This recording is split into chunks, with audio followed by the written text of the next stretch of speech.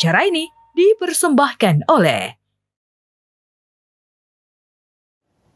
setiap negara memiliki kebijakan anggaran untuk menjalani sistem pemerintahan. Di Indonesia, pemerintah bersama dengan Dewan Perwakilan Rakyat menyusun dan juga mengesahkan anggaran pendapatan dan belanja negara atau yang kita kenal dengan sebutan APBN, tentu sebagai pedoman untuk menjalankan kebijakan demi mewujudkan kesejahteraan umat. Dan sejauh ini, apakah APBN sudah dikelola sesuai dengan tujuannya, yaitu untuk kemaslahatan umat? Assalamualaikum warahmatullahi wabarakatuh. Bismillahirrahmanirrahim. Alhamdulillahirrabbilalamin. Wassalatu wassalamu ala sayyidil mursalin, sayyidina wa maulana Muhammadin, wa ala alihi wa sahbihi ajma'in, amma ba'du. Apa kabar pemirsa setia TV 9 Nusantara? Semoga selalu dalam keadaan sehat walafiat dan juga dalam lindungan Allah Subhanahu wa taala. Senang sekali saya Natu Sofa kembali menjumpai Anda dalam program spesial kita, yaitu Tabuh Maghrib bersama Kementerian Keuangan Republik Indonesia. Dan hari ini kita akan membahas tentang pemanfaatan APBN untuk kemaslahatan umat. Tentu sudah hadir di samping saya saat ini narasumber yang luar biasa, Bapak Tauhid SE MSCLB MBA. Kita sapa terlebih dahulu. Assalamualaikum Bapak. Waalaikumsalam warahmatullahi wabarakatuh. Beliau ini pemirsa merupakan Kepala Kantor Wilayah Direktorat Jenderal Perbendaharaan Provinsi Jawa Timur. Bapak, kabarnya bagaimana? Sehat? Baik, alhamdulillah sehat. Puasa lancar? Alhamdulillah.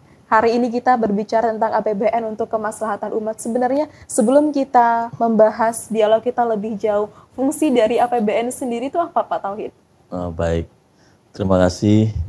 Jadi Mbak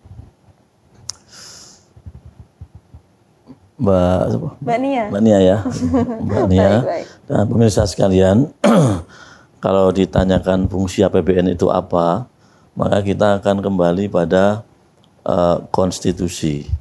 Jadi Undang-Undang Dasar 1945 di dalam pasal 23 itu menyatakan bahwa APBN ditetapkan setiap tahun dengan undang-undang dan dikelola sedemikian rupa ya untuk sebesar-besarnya kemakmuran rakyat. Jadi itu fungsi APBN. Nah, bagaimana kemakmuran rakyat itu kemudian diupayakan atau dicapai? Nah, tentu saja karena APBN tadi sebutannya setiap tahun, jadi setiap tahun kita akan mengupayakan peningkatan pencapaian kesejahteraan masyarakat. Saya pikir mungkin pemirsa bisa lihat di belakang saya ini ya, tag kami di Dijen Perbendaharaan Provinsi Jawa Timur ini adalah bersama Anda membangun ekonomi dan meningkatkan kesejahteraan masyarakat Jawa Timur, karena di Kanwil Jawa Timur nih ya. Baik, betul. Jadi inilah kira-kira fungsi APBN, yaitu bagaimana membangun ekonomi dan meningkatkan kesejahteraan masyarakat. Iya, baik, luar biasa. Bersama Anda membangun ekonomi dan meningkatkan kesejahteraan masyarakat Jawa Timur, luar biasa. Kemudian sejauh ini mekanisme pengelolaan dari APBN itu bagaimana, Bapak? Iya, jadi tadi saya sebutkan bahwa APBN itu ditetapkan dengan undang-undang setiap tahunnya. Tadi Mbak Nia menyampaikan di awal bahwa pemerintah dan DPR itu sepakat menetapkan undang-undang APBN, kira-kira begitu ya. Nah, undang-undang APBN ini menjadi dasar bagi pemerintah untuk melaksanakan seluruh kegiatan pemerintahan dalam rangka menjamin kemaslahatan umat ya. Jadi menjamin apa? Ya, kalau dalam bahasa agama tentunya kan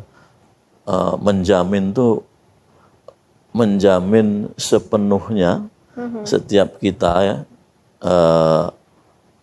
bahkan sampai darahnya, hartanya dan segala sesuatunya, agar benar-benar dapat aman dari kemungkinan kerusakan.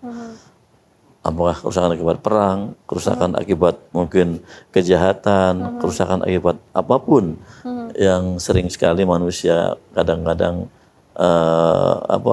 punya kecenderungan ya, hawa nafsu berbuat tidak baik gitu ya, menyebabkan kerugian bagi orang lain. Nah, tanggung jawab negara adalah menjamin agar kehidupan ini bisa damai, bisa sejahtera, semua orang bisa beraktivitas dengan baik sesuai dengan hak-hak kemanusiaannya, hak-hak insaniahnya dalam berkehidupan di dunia ini. Iya, baik, luar biasa. Sesuai dengan yang tadi Pak Tauhid sampaikan, saat ini Bapak sejauh mana kesesuaian antara pengelolaan APBN dengan regulasi yang sudah ada?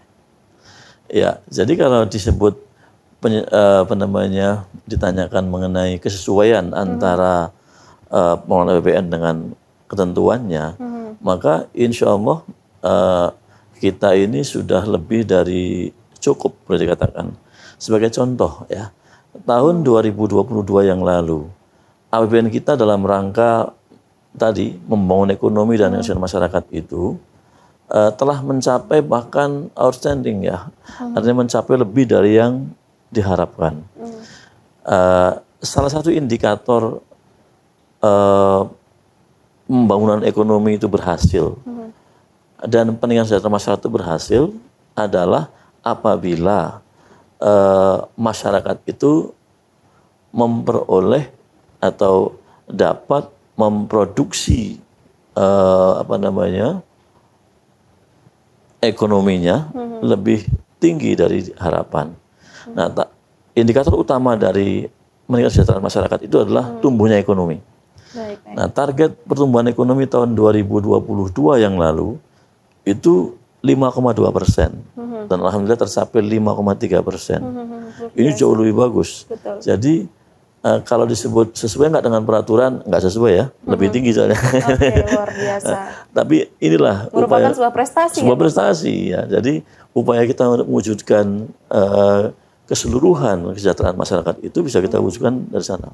Nanti kalau kita lihat indikator-indikator yang lainnya, ada kemiskinan yang menurun dan sebagainya. Bu Gubernur Jawa Timur kemarin di Gerahadi ya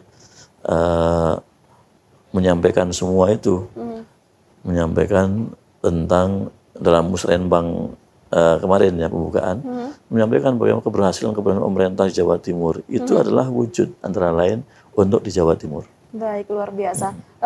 Menambahi dari apa yang tadi sampaikan, sebenarnya bisa dijelaskan lebih lanjut Bapak pengaruh adanya APBN ini terhadap perekonomian masyarakat di Indonesia?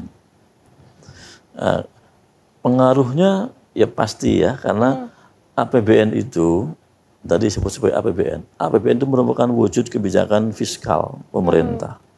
Nah, kebijakan fiskal pemerintah itu apa? Kebijakan fiskal pemerintah adalah strategi atau pilihan strategi dari pemerintah untuk mengubah kondisi ekonomi masyarakat dari suatu keadaan ke keadaan yang lebih baik. Nah, bagaimana mengubahnya tadi dengan tumbuhnya ekonomi, katakanlah 5,3% dari target 5,2%. Sementara kalau Mbak Nia mungkin perhatikan di negara-negara lain, itu pertumbuhan ekonominya pada anjlok semua. Apakah setiap negara membutuhkan APBN, Bapak? Iya. Mengapa demikian? Ya karena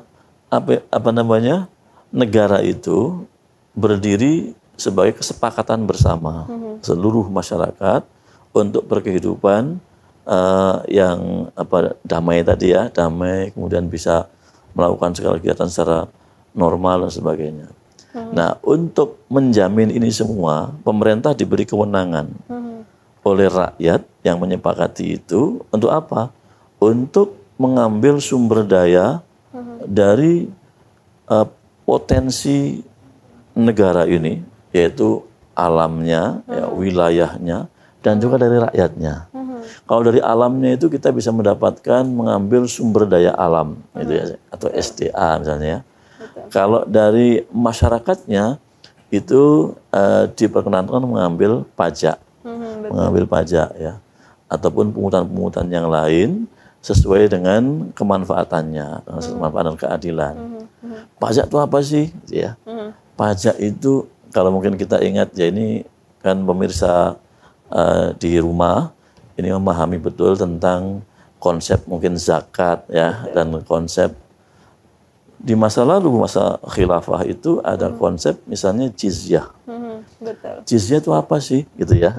Jizyah itu biasanya diambil dari zimmi ya, ahlul zimmi. Saya nggak ingin menyebut ini ahlul zimmi. yang dia perlu perlindungan kehidupannya, darahnya dan hartanya. Kemudian dia memberikan jizyah. Nah, kalau orang yang bukan dhimmi, termasuk yang memang warga saya sebut utama, maka kemudian dia akan membayar pajak atau dipungut pajak. Iya, baik, luar biasa. Kita akan lanjutkan pembahasan kita zakatnya. Iya, seputar pemanfaatan APBN untuk kemaslahatan umat ini. Kita lanjutkan pembahasan kita bersama dengan Bapak Tauhid, pemirsa, selaku Kepala Kantor Wilayah Direktorat Jenderal Perbendaharaan Provinsi Jawa Timur. Bapak, melanjutkan dari apa yang tadi Anda sampaikan terkait APBN, sebenarnya sumber atau APBN ini paling banyak disumbang dari mana? Baik, terima kasih. Jadi APBN ini di dalam negara demokrasi ya tentu berbeda dengan negara otokrasi. Otokrasi yang maksud kerajaan, biasanya kalau negara kerajaan maka raja-rajanya kaya-kaya ya, karena dia menguasai seluruh harta negara. Maka dalam negara otokrasi ya dari hartanya, seakan-akan dari hartanya raja itu, walaupun harta raja juga ngambil dari masyarakat dan lain-lain gitu ya. Nah, dalam negara demokrasi, tentu negara sebagai entitas, dia subjek hukum. Dia berhak untuk mengambil langkah-langkah, melakukan langkah-langkah, antara lain tadi memungut yang saya sebut pajak tadi ya. Nah, pajak tadi. Nah, selain pajak ada juga penerimaan yang lain, dan juga pemerintah dimungkinkan untuk menambah kekuatan dan kemampuan dalam menyelenggarakan kegiatannya itu investasi. Nah, untuk investasi itu biasanya dilakukan misalnya pinjaman seperti sukuk, misalnya kita membangun UIN, UINSA itu ya, UINSA. Kampus saya, Bapak. Kampus Bania ya, UINSA yang dibangun di dekat dekat bandara itu dibangun dengan sukuk ya. Sukuk itu surat utang sebenarnya, surat berharga ya. Jadi dari pinjaman bersifat investasi. Untuk apa investasi itu? Untuk memungkinkan Mbak Nia juga nanti adik-adiknya semuanya sampai masa depan sekian puluh tahun itu bisa memanfaatkan hasil investasi ini sekolah dan seterusnya. Nah, itu antara lain sumber-sumber penerimaan. Selain tentu pajak tadi ya, ada penerimaan negara bukan pajak, mungkin juga ada hibah-hibah dari tempat lain gitu ya. Kemudian bisa juga dari pembiayaan atau bersifat investasi pinjaman tadi. Tentu ini juga dengan pengelolaan yang tepat seperti itu ya Pak Tauhid ya. Kemudian kalau boleh tahu nih Bapak, hal apa sih yang paling memberatkan APBN? Mungkin mohon maaf dana pensiun kah atau apa Pak Tauhid? Baik, ya. Saya mungkin sebelum ke situ ya, saya ingin menyebutkan tadi sudah di pengelolaan tempat belum pinjaman-pinjaman. Banyak orang itu berpikir melihat pinjaman pemerintah itu dari jumlahnya. Iya. Padahal mereka juga nggak pernah menyandingkan dengan hasilnya. Contoh, kita pinjam sekian, jadinya UINSA, gitu ya. Kita pinjam sekian, jadinya kemarin ada jalan tol. Kita pinjam sekian, ada bendung Semantok ya, dan lain-lain gitu misalnya. Itu nggak pernah dilihat. Yang dilihat hanya angka jumlah pinjamannya. Dan jumlahnya pun angka absolut yang dilihat. Padahal harusnya yang dilihat adalah persentase dari pinjaman terhadap produktivitas nasional. Nah, alhamdulillah di Indonesia ini sejak tahun saya sebut 98 ya, krisis 98, kita sudah sangat terkendali jumlah utang kita. Jumlah utang kita itu dataran 30-an%. Walaupun kemarin karena COVID itu kita meminta izin kepada masyarakat untuk mengambil utang lebih besar, agak naik sedikit dari 30-an% itu. Tapi masih di bawah 40%. Masih sangat aman. Kita punya batas aman itu sampai 60%. Jadi masih jauh sekali dari kata-kata bahwa ini berisiko tinggi gitu ya. Jadi dengan begitu, dengan posisi debt service ratio atau DSR yang sedemikian, berarti memang sudah dikelola dengan aman, dengan baik gitu ya. Berarti tidak ada yang perlu dikhawatirkan ya Bapak? Insya Allah. Produktivitas kita sudah sangat bagus. Nah, kemudian tadi pertanyaannya adalah hal yang paling memberatkan Hal yang bagi paling APBN. memberatkan bagi APBN. APBN itu tidak boleh merasa berat untuk membiayai kegiatan pemerintahan. Karena kegiatan pemerintahan ini memang untuk rakyat. Ya. Sebagai contoh mungkin yang sering, mohon maaf, nggak dirasakan oleh rakyat ya. Semua kita yang sudah mungkin berkeluarga, khususnya, itu punya anak-anak. Anak-anak sekolah. Berapa juta anak sekolah dari anak SD sampai SMA, nanti ke perguruan tinggi, khususnya SD sampai SMA, itu mereka menerima dana BOS. Betul. Bantuan operasional sekolah, gitu ya. Sehingga kemudian masyarakat nggak perlu bayar sekolahnya, gitu ya. Itu kan nggak pernah dirasakan oleh masyarakat bahwa itu adalah beban pemerintah, beban APBN, gitu ya. Contoh itu. Yang kedua misalnya, dana desa. Sekarang nih, kita berikan pada desa-desa, tahun ini insya Allah 72 triliun total semuanya. Angka yang fantastis. Iya, dan itu bukan beban bagi kami. Bagi kami adalah itu investasi. Jadi APBN melihat ini bukan sebagai beban. Bahwa kemudian ketika kita mengumpulkan dana, memungut pajak dan sebagainya, ada rasa masyarakat seakan-akan terbebani dan sebagainya. Nah, ini yang mungkin perlu kita sampaikan kepada pemirsa semua, bahwa pajak itu kami pungut dengan susah payah untuk tadi investasi, untuk membiayai, bukan beban ya, membiayai ke sekolahnya masyarakat sampai kayak gitu, kemudian membiayai tadi desa-desa ya, kita berikan bahkan BLT kepada masyarakat desa semuanya. Kemudian pemerintah daerah semua bisa bergerak menjamin kehidupan masyarakatnya aman dan tertib gitu ya semuanya. Semua ini adalah bagian dari tugas dan fungsi, sebut sebagai tugas dan fungsi ya, APBN gitu ya.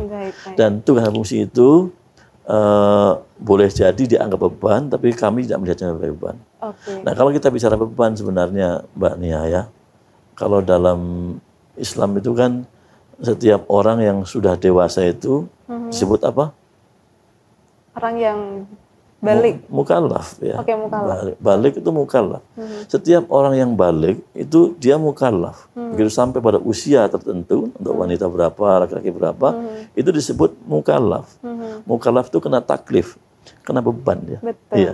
Jadi semua orang hidup sebenarnya memang menanggung beban. Tapi tolong ayo kita sama-sama, setiap kita tidak boleh melihat itu sebagai beban. Karena yang disebut beban taklif tadi itu kan misalnya ada sholat, zakat, puasa. Itu semua kan ibadah. Gitu ya. Nah, inilah cara pandang kita yang harus kita ubah. Jadi ketika kita mengelola pemerintahan, mengelola masyarakat sebagainya, itu adalah bagian dari ibadah. Sama dengan taklifnya setiap individu kita, setiap orang yang lahir ya, di dunia ini kena taklif. Taklifnya adalah untuk ibadah. Iya. Kenapa taklif? Ya wajib sholat 5 waktu. Jangan sampai enggak sholat, gitu ya. Oke, ini sesuai dengan hadis Nabi, kullukum ra'in wa kullukum mas'ulun an ra'iyatihi. Setiap kalian itu adalah pemimpin, dan setiap pemimpin akan ditanya dengan apa yang dipimpin. Kita terkait dengan pemanfaatan APBN untuk kemaslahatan umat. Ini sesuai dengan Pak Tauhid yang disampaikan tadi, ada dana BOS dan juga dana desa. Nah, di sini apakah APBN punya jaminan kalau pengelolaan dana desa dan juga dana BOS ini semakin ke bawah itu akan baik dan benar? Saya termasuk orang yang husnudzon kepada setiap orang. Kepala desa sebagai pimpinan pemerintahan di desa itu adalah primus inter pares di desa itu. Dia dipilih sebagai orang yang terpercaya, ya, orang yang dipercaya, terpercaya. Kemudian orang yang terbaik di situ. Tidak mungkin sebuah masyarakat mencari pimpinan itu seperti pimpinan gerombolan gitu ya. Itu dia pasti yang memilih langsung rakyat sendiri ya Pak ya. Iya, jadi dengan zon itu tadi, dan husnuzon tadi, ya prasangka yang baik itu, saya selalu mengatakan bahwa ini akan dikelola dengan baik. Bahwa ada 1, 2 yang kemudian misalnya kejadian gitu ya, ada yang diambil oleh kejaksaan disangka korupsi, kita belum tahu sampai nyata betul bahwa dia korupsi, misalnya gitu ya. Nah, itu kan ya, mari kita flashback, kita lihat ya. Nabi Adam alaihissalam ketika baru mau beranak pinak, memiliki anak pinak, itu kita tahu ceritanya seperti apa ya. Itu tetap ada di sana Qabil dan Habil, gitu ya. Tetap ada di sana fa'alhamaha fujuraha wa taqwaha. Nah, tergantung bagaimana. Jadi tetap mungkin ya sangat mungkin ada yang berbuat seperti itu. Baru saja Pak Jokowi menyampaikan juga tuh cerita tentang kemarin ada ketangkep OTT ya, 25 orang yang ngurusin perkereta apian itu. Kata Pak Jokowi, kita punya proyek ribuan proyek. Saya yakin semuanya diurus dengan benar, tapi bahwa ada yang mungkin defect, artinya ada yang mungkin celah, ada yang tidak dilakukan dengan baik, ya mungkin, tapi itu kita awasi. Nah, itulah upaya kita. Jadi dana desa yang sekian itu, kalau kita melihat dari sisi mungkin kasus, ya mesti ada, tapi lihat persentasenya, itu mungkin 0, sekian. Kita punya 75.000 desa, saya sebut saja ya. Jumlah pastinya itu sekitar 74.980 sekian, 26 atau berapa. Perlu diketahui nih, alhamdulillah desa di Jawa Timur ini udah hilang 3. Kemarin jumlahnya 77.724 desa. Mulai saat ini saya bilang di Gerahadi kemarin saya lihat sudah menjadi 7.721 desa. Luar biasa. Karena ada 3 desa siluman yang itu ya. Baik. Sejauh ini kita sudah berbicara tentang APBN, mungkin bisa dijelaskan tentang program dari APBN ini yang mungkin bertujuan untuk kemaslahatan umat secara signifikan. Secara signifikan ini ya. Jadi kemaslahatan umat itu ukurannya mungkin bukan sih, kalau signifikan udah pasti ya, karena itu dari kita. Maslahat umat itu meliputi atau mencakup keseluruhan aspek kehidupan umat, kehidupan masyarakat. Jadi dari aspek tadi mungkin PSO ya, Public Service Obligation itu ada pendidikan. Ya. Pendidikan itu 20% dari APBN dialokasikan ke sini. Kesehatan itu lebih dari 5% kesehatan itu, karena minimum 20%. Kemudian ini kesehatan, pendidikan, perhubungan, hubungan darat, laut, udara. Hari ini sedang nih. Kenapa? Semua orang bergerak dari satu tempat ke tempat yang lain dalam rangka mudik gitu ya, menggunakan seluruh angkutan. Hari ini pemerintah menginstruksikan kapal TNI, kapal di perhubungan, laut, itu semua digunakan untuk membantu proses itu semua. Jadi luar biasa kerja-kerja pemerintah itu. Kalau kita lihat polisi itu capek betul tuh, sama Kementerian Perhubungan dan Dinas Perhubungan ya, menjamin supaya aman perjalanannya orang-orang mudik. Ada sekitar 147 jutaan orang akan bergerak dari tempat-tempat yang lain. Itu kita amankan. Itu signifikan sekali, gitu ya.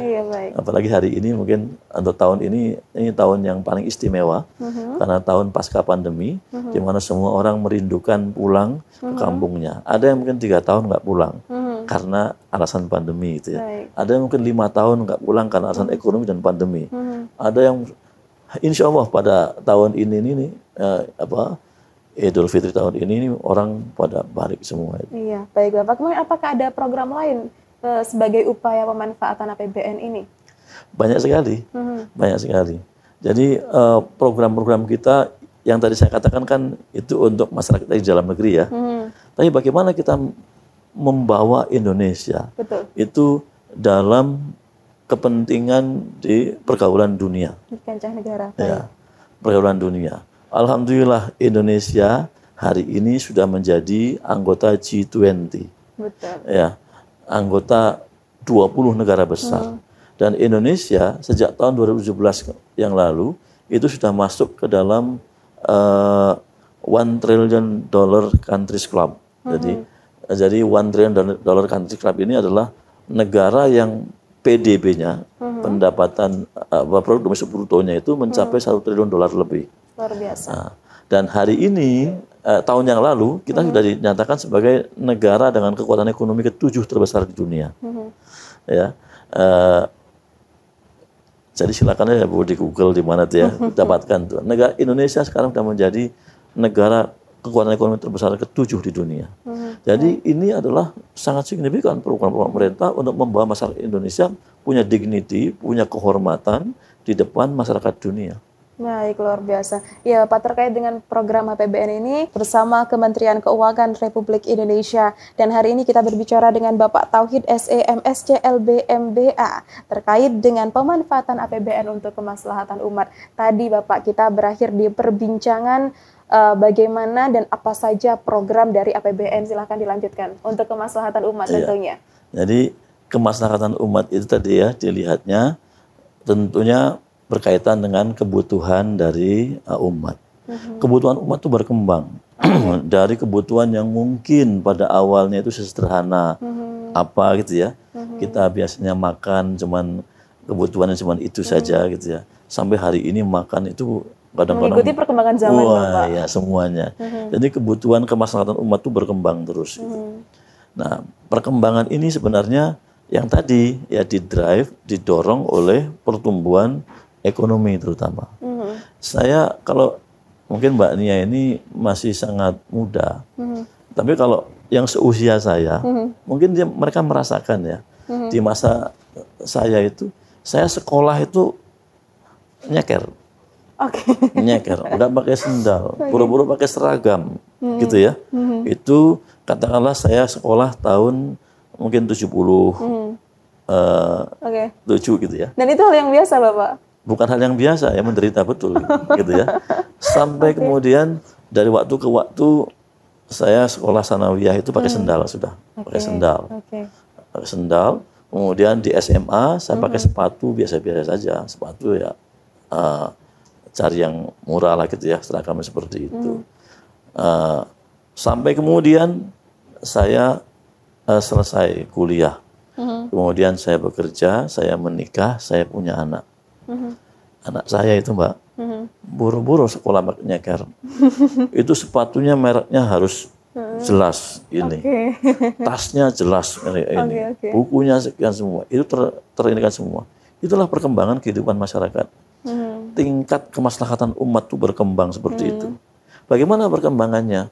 Perkembangannya kalau kita bandingkan itu dengan sinyalemen Allah Subhanahu wa taala ya, bahwa inna akramakum indallahi atqakum. Atqakum itu apa sih ukurannya? Hanya Allah yang tahu ya. Hanya Allah yang tahu. Kita harus terus meningkatkan. Oh, saya udah tertinggi nih. Tidak bisa, terus akan meningkat terus. Nah, itulah kemaslahatan umat.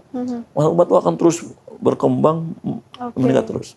Hari ini pendapatan per kapita kita masih di kisaran di middle income trap ya, sekitar 4.000-an. Masih 4.000-an. Padahal kita ingin mengarah seperti negara-negara lain yang penghasilan apa namanya pendapatan per kapitanya itu bisa sampai 50 ribu dolar gitu ya. Per kapita. Jauh kan 4 sama 5 ribu. Betul. Kemaslahatan itu ini antara lain. Sehingga nanti semua orang ketika pendapatan per kapitanya udah cukup tinggi, maka daya belinya kuat, kemudian pendidikannya bagus, semuanya bagus. Yang kalau di bahasa APBN itu indikatornya adalah IPM-nya itu bagus, ya, IPM-nya, indeks pembangunan manusianya, gitu ya. Dan pengangguran selalu berkurang, kemiskinan berkurang, lalu pemerataannya, keadilannya, Gini rasionya itu kemudian akan selalu menurun. Itu semua adalah bagian dari indikator kemaslahatan umat yang selalu menjadi acuan bagi kita dalam menetapkan APBN setiap tahun. Sejauh ini terkait dengan APBN, apa sih yang menjadi kendala terbesar Pak Tauhid? Kendala terbesar APBN, bagi saya seharusnya masyarakat Indonesia itu merasakan sedikit, ya saya katakan bukan sedikit, beruntung lah. Apa beruntungnya? Karena pajak di Indonesia itu rendah. Sedikit rendah. Berterima kasih lah ya Bapak ya. Iya, tarifnya sangat rendah. Kalau saya dulu sekolah di luar negeri, saya ngajar ngaji kepada ekspatriat ya di Scotland sana. Ekspatriat kita itu di sana, itu kalau yang pendapatannya sampai dengan 60 ribu pound sterling per tahun, itu pajaknya itu sudah sekitar 30-an%. Kalau naik dia sampai 100.000 pound sterling per tahun pendapatannya, itu pajaknya bisa mengarah ke 40%. Di atas itu 150-an% sudah 60%. Di Indonesia berapa pajaknya? Jadi orang di sana itu, makanya pada waktu saya di sana pas krisis juga tadi krisis, begitu krisis seorang manajer itu dalam 3 bulan dia udah bisa naik karavan, nggak lagi di rumah. Karena apa? Memang uangnya banyak dibayarkan ke pajak. Pada waktu pemerintahannya misalnya darurat, kesulitan mereka. Kayak kemarin itu juga di Inggris agak kesulitan. Nah jadi harusnya untuk pajak ini masyarakat di Indonesia tuh masih merasa beruntung karena tarifnya rendah.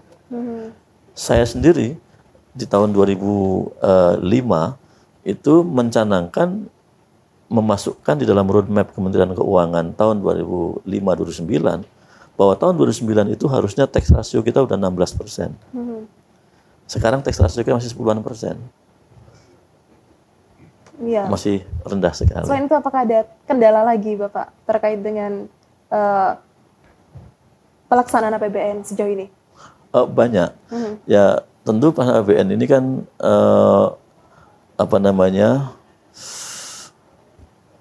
aspeknya itu banyak ya.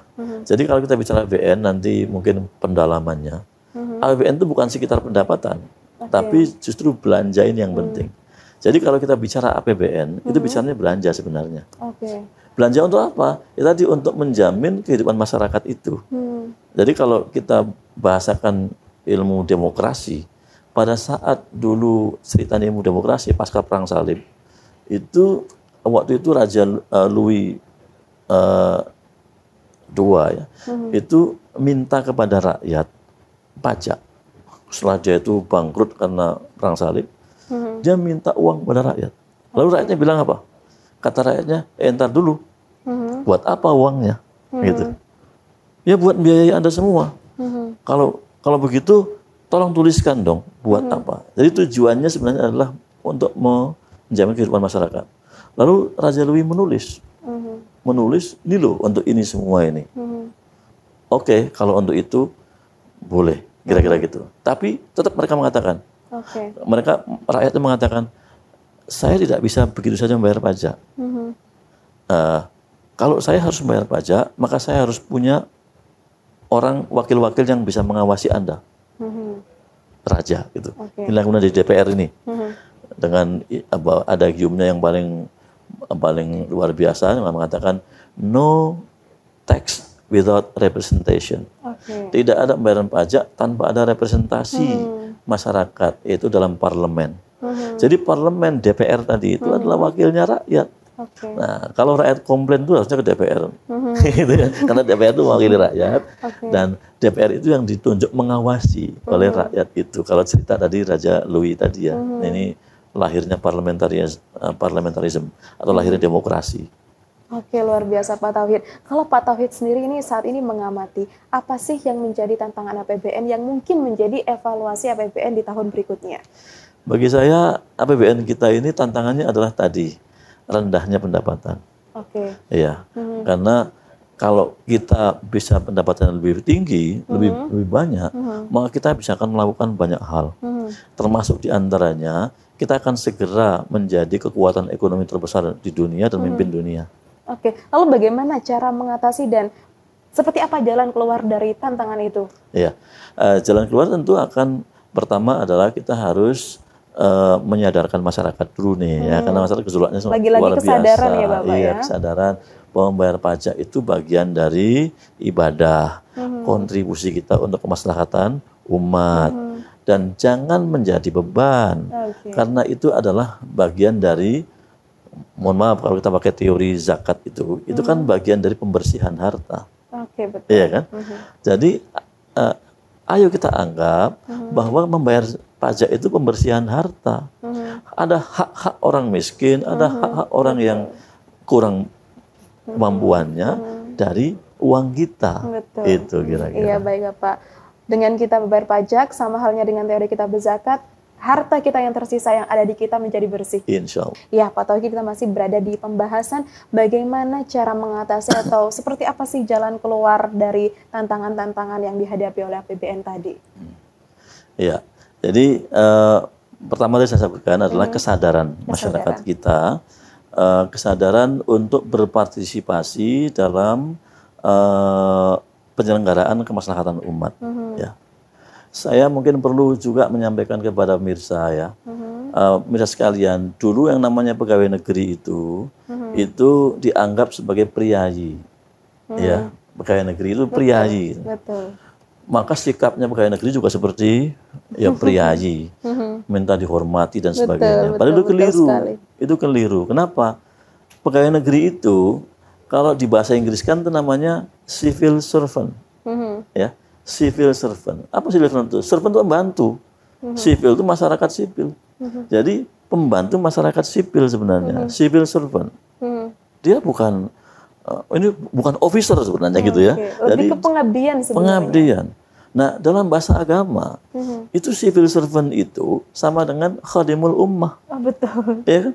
Khadimul ummah.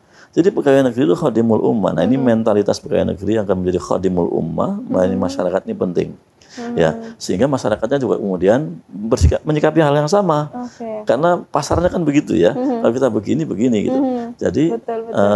Kalau kehidupan itu bisa terangkai sedemikian rupa, di mana para pejabat pemerintah, pegawai negeri itu bersikap seperti khadimul ummah, kemudian umatnya itu juga memiliki sikap sebagai seorang dermawan, gitu ya. Kadang-kadang orang yang dibantu itu kan orang yang mampu, kan kira-kira gitu ya.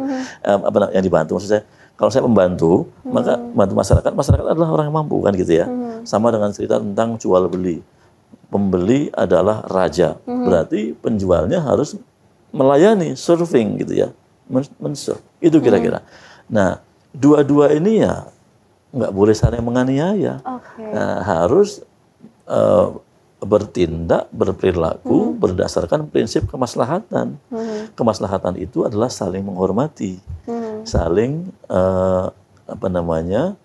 mempercayai, trusted. Karena kalau nggak ada itu ya nggak bisa kemaslahatan tercipta. Nah, jadi hal yang penting adalah bagaimana menciptakan dua kondisi ini. Satu kondisi masyarakatnya itu adalah masyarakat yang merasa masyarakat dermawan, masyarakat yang katanya ada ada kelompok masyarakat yang mengatakan saya adalah kelompok masyarakat yang tangan di atas, gitu ya. Yadul Ulia. Iya dulu ya. Dari tangan ada kan ya kelompok itu apa LSM tangan di atas gitu. Maksudnya memberi ya. Katanya al jadul ulya khairum minal jadis sufla. Jadi tangan yang di atas daripada tangan yang di bawah. Kami ini para pegawai negeri ini adalah pelayan. Ya sebut tangan yang di bawah gitu ya. Nah, ayo mari yang mulia, orang-orang mulia kita ini, masyarakat kita ini, silakan dengan kedermawanannya itu bersikap bijak, ya, bersikap berpikir limaslahatil ummah gitu ya. Sama halnya dengan para khadimul ummahnya juga berpikir seperti itu. Insya Allah kalau ini terwujud, maka negeri ini akan menjadi baldatun thayyibatun wa rabbun ghafur. Amin ya rabbal alamin. Jadi sehendaknya para pejabat negara maupun dan lain sebagainya itu bersikap sebagaimana dia adalah khadimul ummah. Sehingga itu feedbacknya juga kepada masyarakat juga ya Pak. Kemudian sejauh ini kita juga sudah membahas seperti apa sih kemaslahatan yang nyata dirasakan oleh umat. Kemudian Bapak, apa sih bagaimana umat ini atau masyarakat kita ini berpartisipasi untuk mensukseskan APBN? Menarik nih. Tadi ya, yang paling penting adalah trust. Jadi dipercaya kepada pemerintah bahwa pemerintah itu akan berbuat bagus gitu ya. Karena pengawasannya juga luar biasa. Husnudon. Ya, husnudon gitu ya. Pengawasan luar biasa gitu ya. Kemudian tentu pemerintah juga tadi bersikap melayani masyarakat ya. Jika dilakukan maka insya Allah kemaslahatan umat itu akan terwujud. Tidak perlu lama.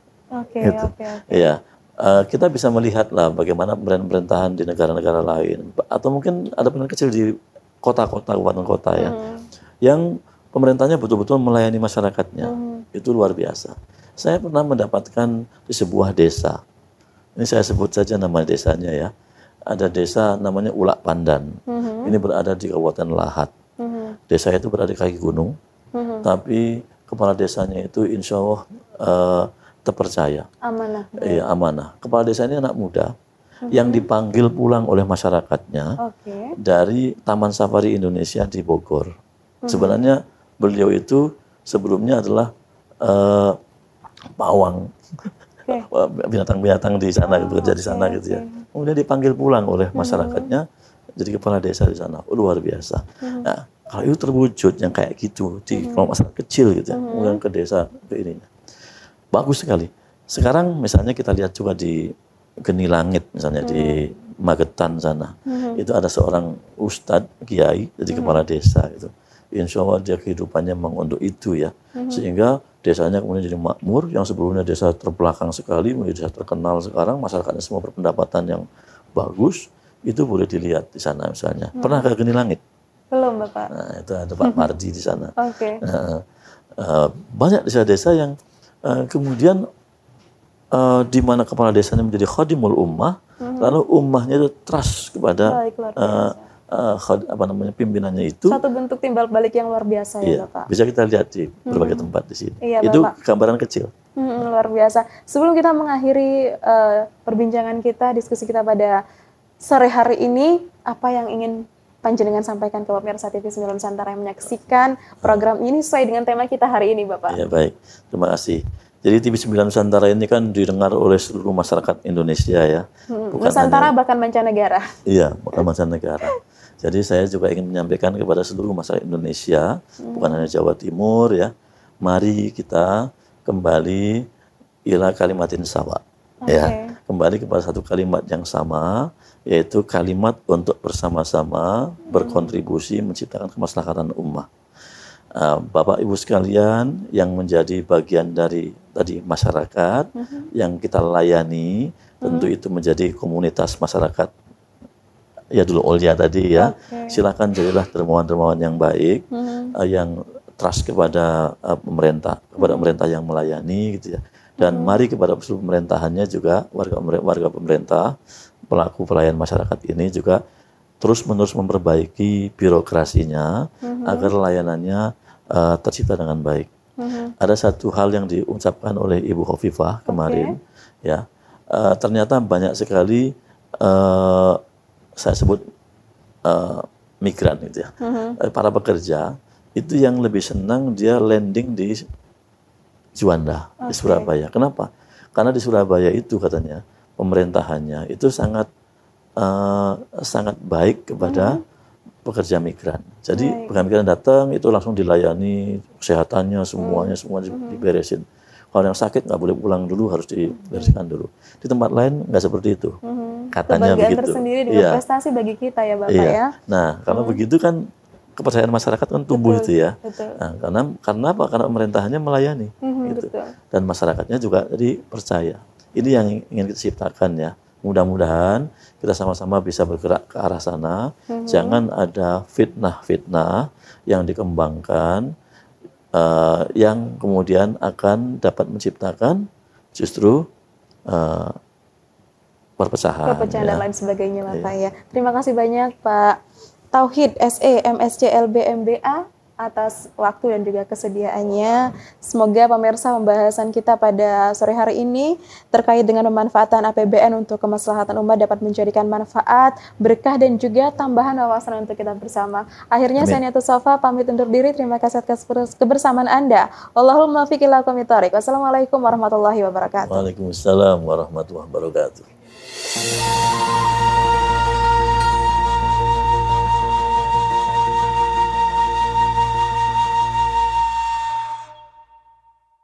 Acara ini dipersembahkan oleh